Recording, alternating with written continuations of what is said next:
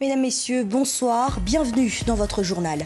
À la une, les passagers de l'Ouest guyanais disent subir des contrôles aux faciès depuis la mise en place du dispositif 100% contrôle à l'aéroport Félix-Éboué. Les autorités, elles, expliquent que le traitement est le même pour tous. Aujourd'hui, les associations Solan, Piki et Trois Violences se sont rendues sur les lieux pour manifester leur colère. Un lifting nécessaire pour la survie du stade Georges Chaumette à Cayenne a débuté aujourd'hui et doit s'achever dans 24 mois. Tout au long du chantier, le complexe sportif sera impraticable. Alors où s'entraîner? En fait le point dans ce journal. Et puis, coup de projecteur sur un DJ guyanais touche à tout. DJ Brian est titulaire de plusieurs diplômes en sciences et en informatique, mais il a aussi collaboré avec le chanteur Poplan, Kalash ou encore avec la chanteuse guadeloupéenne Stony. Les associations Solang, Piki et Trois Violences ont manifesté cet après-midi à l'aéroport Félix-Éboué. Elles dénoncent la discrimination dont seraient victimes les habitants de l'Ouest guyanais lors des contrôles à l'aéroport pour embarquer à destination de Paris. De leur côté, les autorités assurent que l'opération 100% contrôle vise tous les passagers et non une communauté particulière. Les précisions de Jocelyne Elgouache et de Martial Grit. Ils sont venus de Saint-Laurent-du-Maroni pour manifester leur colère à l'aéroport Félix-Éboué. Les jeunes de l'association Solang Piki, accompagnés de Trop Violence, dénoncent ce qu'ils considèrent comme un délit de faciès. La communauté noire-marron estime être stigmatisée lors des contrôles de police à l'embarquement des vols pour Paris. On a marre de cette situation, à chaque fois de stigmatiser sur les gens de l'Ouest quand on vient pour prendre l'avion pour partir à l'Hexagone. À chaque fois, on se fait recaler. Sans excuse valable. Par exemple, pour moi, de mon profil, je me suis fait recaler facilement, gratuitement, pour rien du tout, sans excuse valable. Alors que pourtant, je suis quelqu'un, j'ai l'habitude de voyager partout dans le monde. Jamais ça m'arrive ailleurs, mais ça m'arrive chez moi. Donc il faut que ça cesse. Chaque jour, une centaine de passagers fait l'objet de contrôles renforcés. Ils sont accompagnés dans une petite pièce à l'écart du hall de l'aéroport pour y être interrogés. Des questions très ciblées sur les motifs du voyage, la durée du séjour ou encore le lieu d'achat du billet d'avion. Le trafic de cocaïne a pris une telle ampleur ces dernières années en Guyane qu'aujourd'hui des trafiquants venus du monde entier tentent le passage par l'aéroport. Sur les personnes qui font l'objet d'arrêtés ou qui sont interpellées, nous avons toutes les origines. Nous avons évidemment des Guyanais, mais nous avons aussi de nombreuses personnes qui sont originaires de France métropolitaine, mais aussi de nombreux pays d'Europe. Nous retrouvons toutes les populations du monde au niveau de nos personnes susceptibles de se livrer au trafic ou qui s'y livrent. Depuis novembre 2022, début de l'opération 100% contrôle à l'aéroport, 8000 personnes se sont vues notifier un arrêté mule. Malgré ces contrôles stricts et renforcés, 417 kilos de cocaïne ont été saisis en 6 mois à l'aéroport Félix-Éboué. Il y a aussi ce chiffre qui interpelle. Depuis janvier 2023, plus de 6150 personnes ne se sont pas présentées à l'embarquement. Je vous le disais en titre, annoncé en 2021, les travaux du stade Georges Chaumette à Cayenne ont débuté. 2 ans seront nécessaires pour finaliser cette première phase de rénovation qui prévoit 3 opérations. La réhabilitation du stade, de la voie reliant Raban à Baduel ainsi que du parking. Cette première partie des travaux est estimée à 3,8 millions d'euros. Ce nouveau stade, une fois rénové, répondra aux normes pour accueillir les plus grandes compétitions sportives. Pour Sandra Trochimara, maire de la ville de Cayenne, ce projet se veut visionnaire mais aussi un lieu de vie. On l'écoute au micro de Vanessa Etienne et d'Abel Parnasse. On sort justement de cette dimension de stade. C'est une véritable cité des sports qui est en train, en tout cas, de naître dans cette partie de la ville de Cayenne. Et la réhabilitation du stade Georges Chaumette n'est qu'une première étape pour aller beaucoup plus loin avec ce parking esplanade, toutes les activités physiques qui seront autour de cette enceinte. Comme je l'ai dit, cité des sports.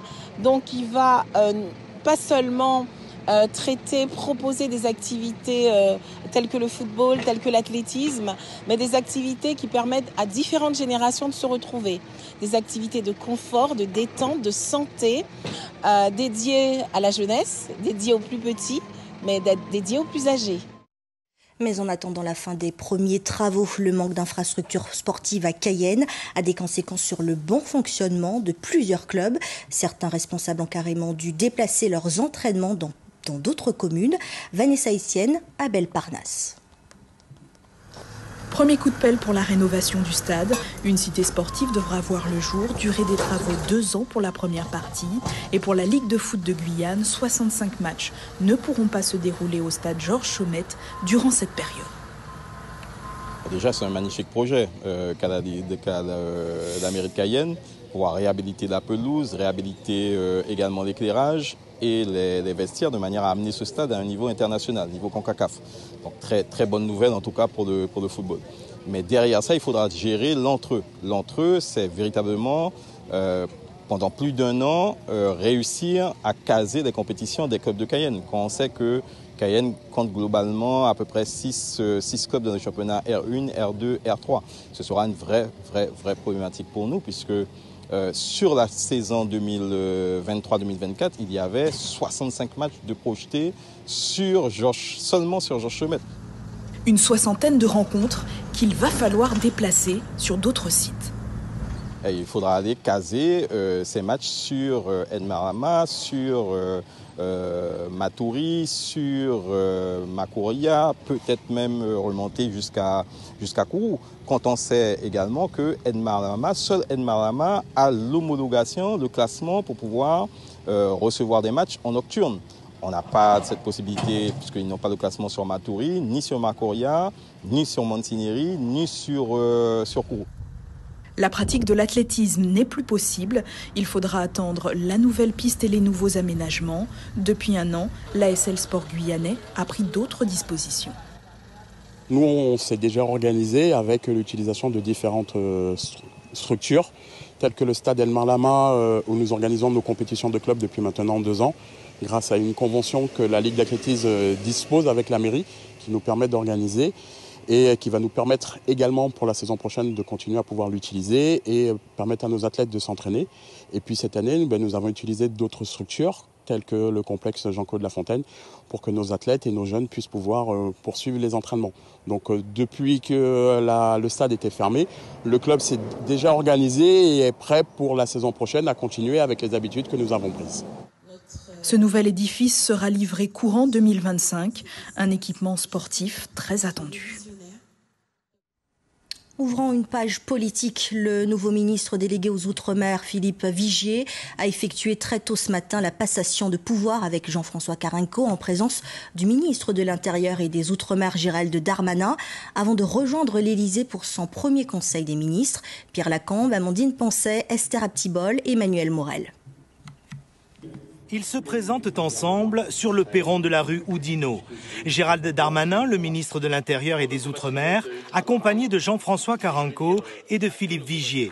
L'un s'en va, l'autre arrive, une passation de pouvoir chaleureuse et républicaine, avec d'abord un hommage appuyé aux sortants. Tu as travaillé sans relâche, j'en suis absolument témoin, de 4h du matin à 4h du matin, pour régler tous les problèmes nombreux qui étaient avant toi, et tous les problèmes nombreux, malheureusement, qui se créent pendant que nous étions là. 1 an de travail et des millions de kilomètres parcourus. Jean-François Carenco a visité tous les territoires ultramarins. Il ne le cache pas, il est fatigué, mais satisfait du devoir accompli. Je suis heureux et fier d'avoir servi les Outre-mer, d'avoir servi la République, d'avoir servi son président. Le nouveau ministre chargé des Outre-mer est le dernier à prendre la parole. À 65 ans, Philippe Vigier étrenne son nouveau costume de ministre avec un engagement, être au plus près des territoires et de leurs préoccupations. Je voudrais dire aux hommes et aux femmes de ce territoire que je serai à leur écoute. Je sais qu'il y a des difficultés, je sais qu'il y a aussi des capacités absolument exceptionnelles. Eh bien, je crois que cela exige de la part du gouvernement de la République qu'on soit à la hauteur de ces enjeux. La passation de pouvoir terminée, Philippe Vigier entre dans le vif du sujet. Premier conseil des ministres et déjà les premières pressions. À peine nommé, le choix de l'ancien député de l'Eure-et-Loire agace la délégation Outre-mer de l'Assemblée. Il faut des gens qui puissent porter haut et fort nos revendications, nos besoins, nos réalités, qui ne sont nullement prises en compte aujourd'hui de façon concrète et pérenne. Et ça, c'est dommageable et très malheureux pour l'avenir en tous les cas. Dans quelques heures, Philippe Vigier effectuera son premier déplacement outre-mer en Nouvelle-Calédonie. Le nouveau ministre accompagne le président de la République en tournée dans le Pacifique. Et la nomination de Philippe Vigier a suscité de vives réactions parmi les députés ultramarins, notamment parce que c'est de nouveau un ministre délégué et non pas un ministre de plein exercice. Pour l'instant, aucun calendrier n'a été fourni aux élus locaux. Philippe Vigier a annoncé sur un réseau social son premier déplacement ce samedi 22 juillet en Nouvelle-Calédonie. Le président de la CTG, Gabriel Serville, compte bien prendre les devants. Il est au micro d'Alexandra Silbert et de Martial Grit. Je n'ai pas encore de calendrier, mais vous pensez bien que je ne vais pas attendre que l'État m'envoie son calendrier. On s'est déjà organisé pour adresser un courrier au nouveau ministre des Outre-mer. Entre l'évolution statutaire, le désenclavement du territoire, la lutte contre l'orpaillage illégal, la poursuite de l'accord structurel budgétaire dont on a besoin d'y voir un petit peu plus clair, et notamment sur la question de la réforme de l'octroi de mer, ce ne sont pas les chantiers qui manquent et qui, naturellement, seront mis sur la table dans les meilleurs délais. On ne peut pas se permettre de perdre du temps. Et donc, quelle que soit la personne qui aurait été nommée, je crois que mon attitude aurait été la même. Comme et même par ailleurs, je regrette que le président de la République veuille persister dans sa doctrine qui consiste à ne pas nommer quelqu'un originaire des Outre-mer, comme cela se passait avant. Mais après, je vais dire qu'en soi, ce n'est pas le pire des événements. Je crois que l'essentiel aujourd'hui, c'est de faire comprendre à M. Philippe Vigier que la Guyane l'attend au virage, que la Guyane a des attentes qui sont très très fortes et que plus tôt il se mettra à notre écoute et à notre service, mieux ça vaudra. Posons maintenant notre regard sur la Martinique. La pollution due aux algues sargasses est toujours d'actualité. Combien d'équipements les habitants de la commune du Robert ont-ils déjà perdu à cause des émanations de gaz toxiques? La municipalité a ouvert des permanences dans plusieurs quartiers de la commune pour recueillir les déclarations des riverains. L'objectif, pousser les autorités à reconnaître enfin l'état de catastrophe sanitaire. Christelle Sivat, Jean-Marc Kenanga. Je suis en train de nettoyer mon dessus de table, voilà, et qui a été vraiment endommagé par les sargasses. Et ceci, je fais ça pratiquement tous les 15 jours. Et je vous informe qu'ils ne sont pas à l'air, ils sont dans le buffet. Ici, quartier Four à Chaud au Robert, les sargasses sont bien présentes et causent des dommages conséquents au quotidien. Depuis 6 ans, Eulalie fait face à l'invasion massive des algues brunes. Les pertes des appareils électroménagers se succèdent. Avec une retraite de 1 100 € par mois, difficile d'y faire face. J'ai déjà perdu 2 réfrigérateurs, 2 lave-linge, 2 claviers et puis aussi un congélateur. C'est pratiquement tous les 2 ans qu'il fallait les changer. Parce que là, je viens de me payer tous mes appareils ménagers. Mais pour combien de temps? Les appareils ménagers, c'est pas donné. Alors, et lorsque 2 tombent en panne en même temps, je ne vais pas dire que je vais péter les plombs, mais presque. Ça fait un fossé dans le budget. Je suis à la retraite. Quelques mètres plus loin, dans ce quartier qui auparavant portait bien son nom, Sable Blanc, les sargasses font aussi des dégâts sur les équipements. Chez Micheline, en plus des climatiseurs défectueux et du réfrigérateur hors service, son système informatique est à changer ou à réparer quasiment tous les trimestres, soit 2 000 € à prévoir par an. Ce sont les ordinateurs et tablettes et ordus qui ne sont plus effectivement réparables, puisque la sargasse effectivement a mangé soit la carte mère, soit le système électronique à l'intérieur. Si vous mettez un nouveau dispositif, ce serait pareil dans 2-3 mois. Donc, il vaut mieux pas vous engager à réparer 2-3 mois, autant acheter un nouvel ordinateur. Des pertes d'équipement que la municipalité du Robert invite à déclarer lors de permanences. Micheline a franchi le pas, armée de ses factures qui s'élèvent à plus de 3 500 €. Les robinets qui sont devenus noirs, mais voilà quoi. J'espère quand même qu'il y aura un aboutissement favorable à cette permanence et à ce début effectivement de prise en charge qui est demandé ici, quoi. Le recensement que nous faisons, nous voulons que les personnes soient indemnisées de leurs pertes. La mairie nous a ouvert déjà plus de 30 ordinateurs. Là, vous souhaitez une indemnisation de l'État, c'est ça? Oui, une indemnisation de l'État pour les collectivités et pour les administrés qui sont victimes. Jusqu'au 28 juillet, les permanences et le recensement des pertes liées aux sargasses se multiplient dans plusieurs quartiers de la commune, avec la ferme intention de présenter un dossier conséquent au gouvernement.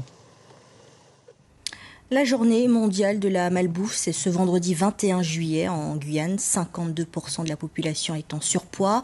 Un article sur ce sujet signé Catherine Lama est disponible sur le site internet de Guyane, La Première. Ils font partie des millions de pèlerins attendus à Lisbonne pour les prochaines JMJ, les Journées mondiales de la jeunesse.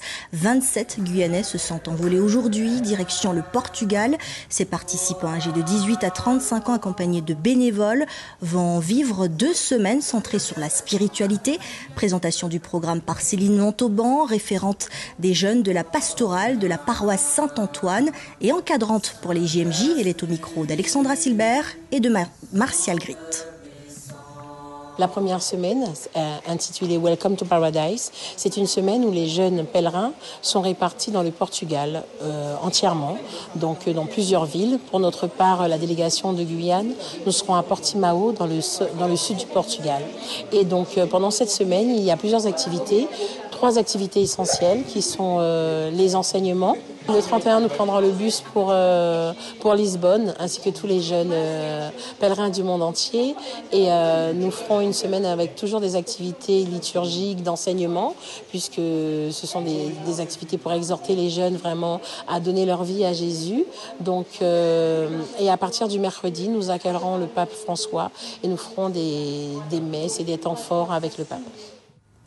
Cette année, en Guyane, de nombreux festivals vont rythmer la période des grandes vacances. Leur particularité, ils sont organisés par des jeunes et le plus souvent pour les jeunes.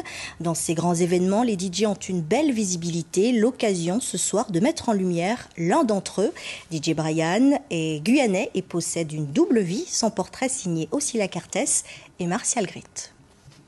Sur ce terrain-là, qui pleuve, qui grêle, c'était football. Quartier Maya, à Matoury. Brian Azer semble y avoir gardé ses habitudes. Là, c'était des concours de DJ, c'était toute la nuit, on mixait, on écoutait du son. Et c'est vraiment la base, en fait. C'est là qu'on a eu nos racines. Il semble même être devenu une sorte de légende. Les plus jeunes ne ratent pas l'occasion de venir le saluer. Le parcours musical de Brian impressionne. Sa dégaine ne laisse pas indifférent, mais rares sont ceux qui connaissent qui se cache derrière ses lunettes noires. J'ai eu un bac scientifique au lycée Félix Eboué. Ensuite, ma mère ne voulait pas me laisser partir en France. La mère protectrice, je suis fils unique. Donc en gros, je suis parti à l'UT de Kourou. J'ai eu un DUT et après j'ai poursuivi en France en faisant un master, une licence puis master dans tout ce qui est système complexe, télécom, informatique et électronique. Un parcours élitiste qu'il souhaite étonnamment garder secret. Aujourd'hui je suis ingénieur en système complexe et je travaille sur la fusée, on va dire. La partie perso, j'aime bien la garder pour moi pour pouvoir avancer.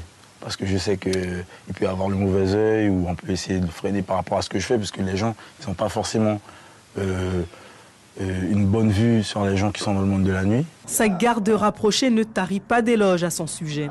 Simplicité et pugnacité sont pour les siens ses points forts. Moi, j'aime bien le côtoyer parce que sa motivation, elle se déteint sur moi un peu. Parce que je vois que c'est quelqu'un qui est motivé à 3000. Honnêtement, déjà, il n'aime pas dormir, donc c'est un avantage pour lui. Et ben, malgré toutes les difficultés, et il en a des difficultés, des grosses, on n'est pas au courant, et il arrive à les surpasser, et ça me motive énormément.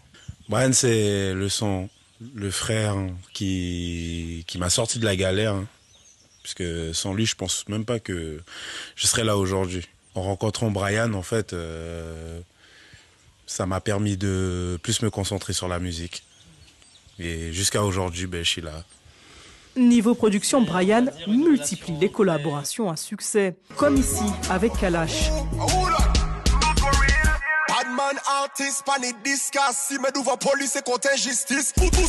Et à présent avec Poplan.